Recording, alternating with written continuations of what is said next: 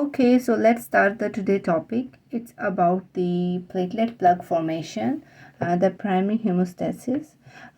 So this is the normal blood vessels. The red blood cells are circulating in it along with the platelets. The blue dots, they are showing the platelets.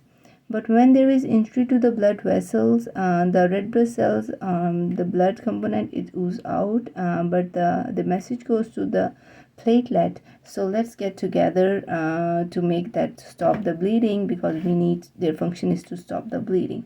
So this is the how the plug is formed along with the fibrin meshwork. So let's see what happens next. So this diagram is showing that this is the endothelial cells, capillary.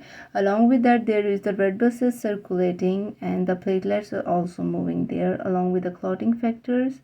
And don't forget, in this your blood vessels, you have the red blood cells, WBCs, platelets, everything is moving on.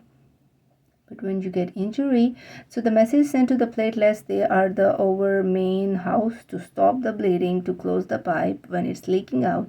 So they rush there along with they attach themselves to the von Willebrand factor to make a plug formation. So this is the main diagram that illustrates how this chemical pathway is going on. This is the endothelial membrane, and from here there is a release of the von Willebrand factor.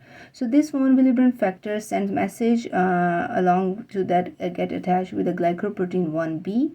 So that when the glycoprotein 1b attaches, it causes platelets to get adhere to the endothelial cells.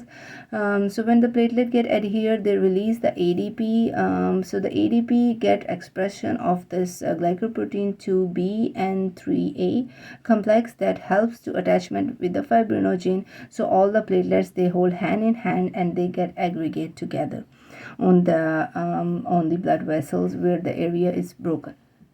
You got the injury. So then there is the fibrinogen, they help in the making a clot formation.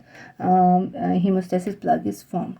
But there is a balance between the pro aggregation, and along with that there is an anti aggregation. This doesn't mean like you always keep on clotting and you don't have any stopping mechanism to stop how this goes on. So thromboxane A2 that is released from the platelets help in the aggregation, whereas the prostaglandin I2 and the nitric oxide helps in the vasodilation, and it stops the aggregation of the blood to form more and more clots. So then there comes the deficiency of these ones. If you have the deficiency of the von Willebrand factor, the patient will present with the von Willebrand disease. If they have the glycoprotein 1b deficiency, it will present as Bernard-Soulier syndrome. And if there is glycoprotein 2b38 complex deficiency, it presents as Glanzmann thrombasthenia. So here comes the end of the topic, and thank you so much.